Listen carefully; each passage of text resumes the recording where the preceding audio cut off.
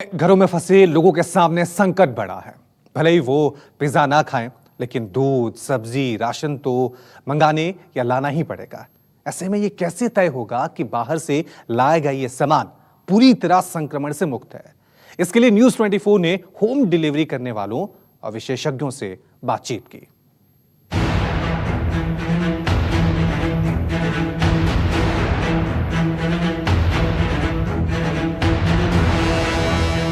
Lockdown में home delivery कितनी safe?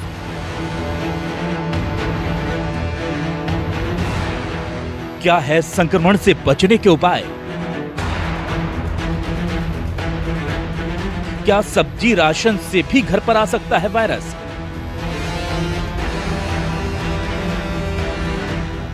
Lockdown में कैसे रहोगे सुरक्षित? सवाल बड़ा है।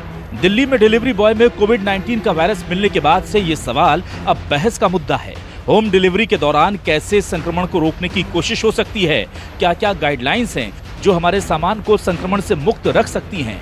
ये जानने के लिए पहले हमने बात की एक डिलीवरी बॉय से और जानने की कोशिश की कि आखिर वो कौन-कौन सी एहतियात हैं जो वो रखते हैं और दूसरों के लिए खुद की जान को जोखिम में डालने पर उन्हें कितनी चिंता होती है।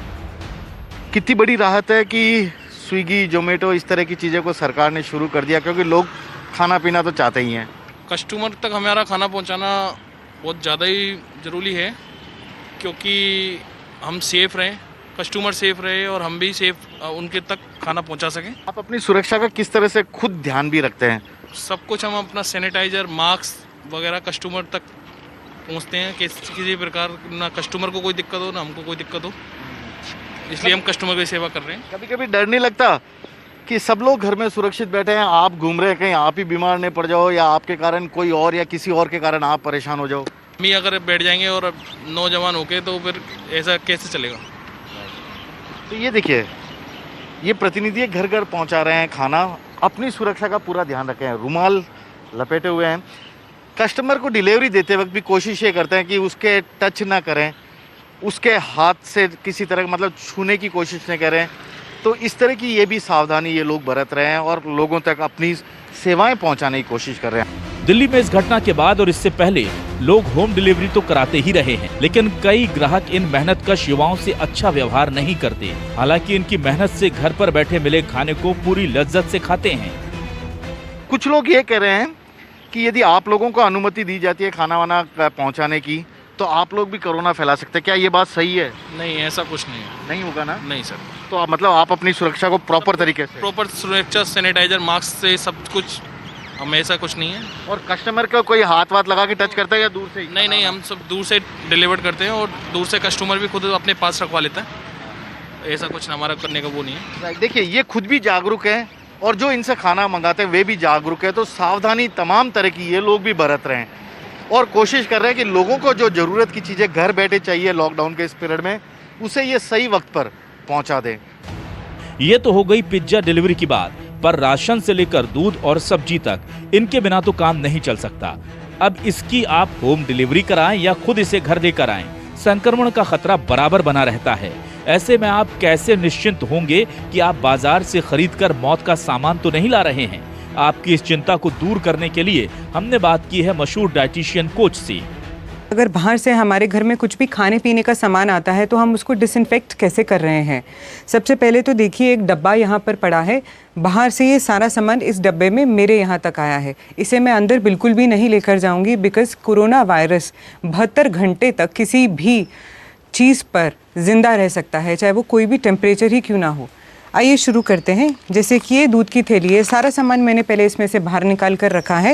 ये एक मिल्क की थैली है। सबसे पहले तो मैं इसे डिसइंफेक्ट इस सॉल्यूशन से करूँगी। इसमें मैंने 20 ml alcohol based sanitiser, Dettol 10 ml and बाकी पानी डाला है। इसको मैंने अच्छे से इसको डिसइंफेक्ट किया पहले, उसके बाद मैं इसको पोंछ कर साइड पे रख दूँगी। अब ये पूरा का पूरा पैकेट यूज़ करने के लिए रेडी है। यहाँ पर हमारे पास है बाहर से लाई गई कुछ सब्जियाँ। अब ये पैक्ड थी, इसको हमने पहले डिसइंफेक्ट किया। उसके बाद इसका पैकेट फाड़ने के बाद इसको नॉर्मल पानी में डाल दिया। मैं 2-3 ही डालकर दिखा रही हूँ। आपको पूरी की पूरी सब्जी पानी में 5 मिनट तक डिप करके रखनी है। ऐसे ही ये फ्रूट है, इसको भी हम डाल रहे हैं। सब्जियाँ, फ्रूट्स, आम। उसके बाद यहाँ पे मेरे पास है बेकिंग सोडा, जिसको सोडियम बाइकार्बोनेट भी बोलते हैं। इसका थोड़ा सा पार्ट, तकरीबन 2 से 3 चम्मच मैं पानी में डाल करके रखूँगी।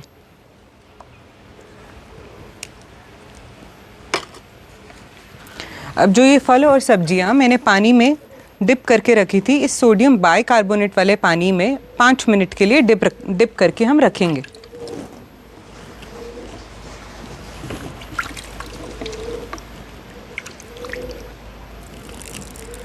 जब तक कि ये सारी चीज़ें रेडी हो रही हैं, कुछ बात कर लेते हैं और छोटे छोटे टिप्स की। जैसे ही बाहर से सामान आया था, सबसे पहले तो आपको अपने दोनों हाथों को 20 सेकंड के लिए अच्छे से पानी में धोना है, ताकि आप अपने आप को सैनिटाइज करके ही इन सब चीज़ों को उठा रहे हैं।